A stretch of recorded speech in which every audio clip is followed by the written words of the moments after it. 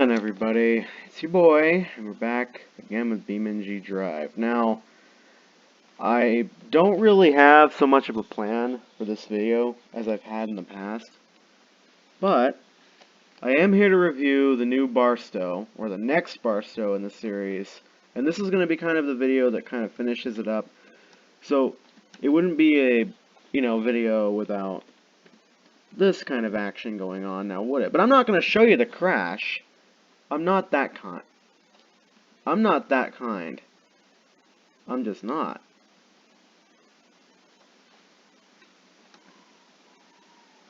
You can't make me. You can't make me show you the crash, no matter how hard you try, no matter how many times you say, DDE, show us the crash. You should have showed us the crash. Why are you driving that nice car through mud and sand? Well, I'll explain. This is what I like to call the ultimate suspension test. I'm stuck. This test is kind of an interesting one, but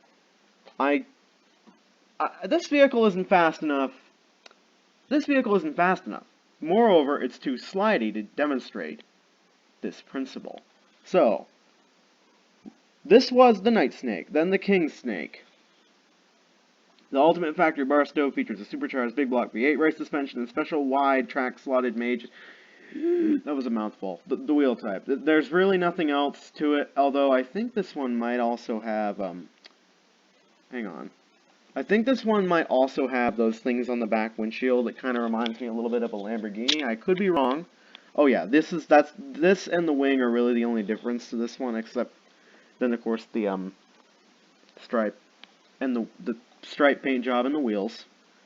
But the one I'm really interested in happens to be this one right here. This is, in my opinion, by far the best drag car in the game. I'm just going to skip the Track Sport because the Track Sport trackside package rides on race-tuned suspension and retains a small block V8 for better batting. We don't need to know. We care about big power, not small power. So, let's just go ahead and spawn this up. So like the previous drag car, the 200BX, this one does have a supercharger, but listen to that engine purr. It's a beast, isn't it? Unhidden headlights, stripped down, missing a rear bumper, missing some interior stuff, you guys can probably see that. And has a roll bar, and I haven't figured out how to do wheelies in cars yet, but what I have figured out to do, we need to get up as much runway as possible. Please don't stall, please don't stall. Oh, it's not max, I don't need to worry. So, let's go ahead and rev it up. Now the point of this test is to see just how well the suspension holds up. And basically you drive over all these strips of different terrain for sand, grass, mud, water, which really gets everything else. And basically you come out the other side and you see what the damage is. So, if we stop, so if you probably didn't guess just by looking at the car speed, the speedometer, this thing is extremely fast.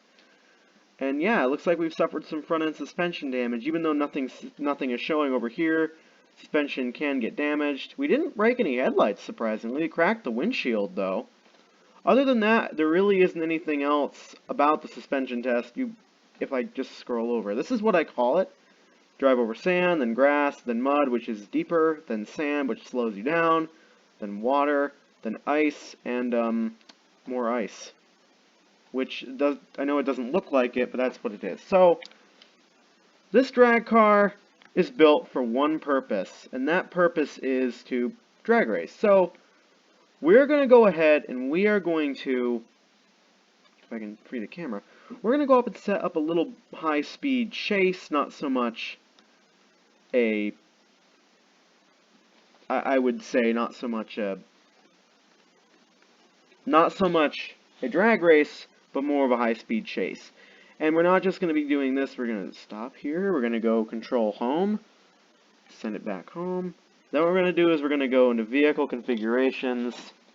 No, not vehicle configuration. We're going to go into vehicles, the 200BX, and we're going to do a sort of side-by-side comparison / challenge. So if I can find it, there it is. Spawn new. And you'll just see in a minute what I'm talking about.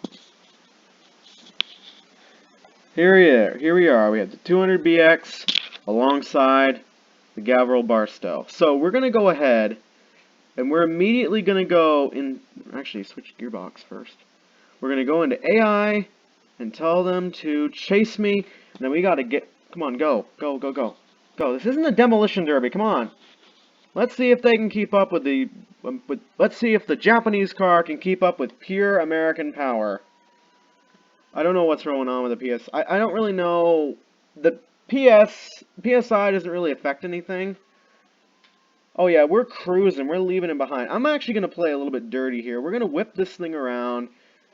If I can get this thing to whip around. Come on, turn around. And we're just going to smash into this guy head on. Oh, oh, oh, oh, oh, oh, oh, oh, he missed. There he goes, off into space. Bye. This would also be a good time for me to talk about vehicle parts in terms of drive shaft and crashing. If you're planning on taking the Barstow in a demolition derby, and I'll go over how to set up a demolition derby later, but if you're planning to set up a Barstow demolition derby, you got to be mindful because the drive shaft in this thing has a very high excuse my English, is very high. I can't do English. It's very high prone to braking, which is surprising. You wouldn't think so for a car like this, but it's not just this one, it's all of them. The 200BX, though, on the other hand, doesn't really... its drive shaft doesn't brake, and surprisingly, unlike... Ooh! Yikes. Yeah, see right there, the drive shaft broke. I'm willing to bet... Oh, never mind. Oh, I killed his motor. Yeesh. That was literally one of the most brutal crashes I've ever had in this game so far, I think. Wow. So the 200BX has a stronger drive shaft compared to this thing, but as you saw right there, we still killed it. So, does this one actually have nitrous oxide? I'm not exactly sure. I will go over... Actually, no, this one doesn't have nitrous oxide. Oh! Okay. The engine on this thing is still running, but it's not... the front subframe is not connected to the rear subframe. What? That doesn't make any sense. Can I rev it? That doesn't make any sense. Why is that a thing? That doesn't... That is one of the examples when BeamNG doesn't make any sense. Yeah, well, guys, I hope you guys enjoyed this episode of BeamNG. If you guys want to see more content like this, make sure to like, subscribe, and I guess I'll see you in the next video. Peace out, my dudes.